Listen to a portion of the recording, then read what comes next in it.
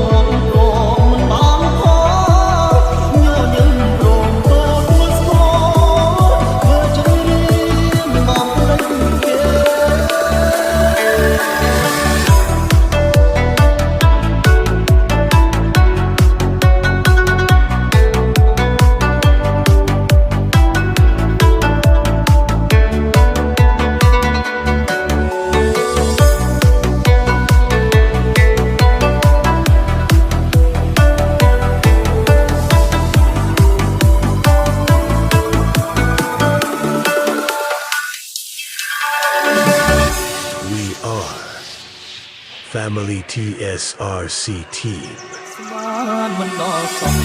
មនុស្សដែលខ្ញុំស្បង់បាយក្បត់សាវ៉ាលងនឹងទីក្រុងផ្លេចស្រែ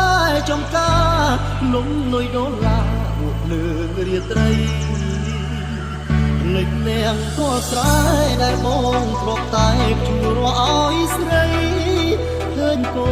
ច្រឡំក្របីលេចស្មានស្រីមកវិញម្លឹងអូនពួតត្រាប់ពី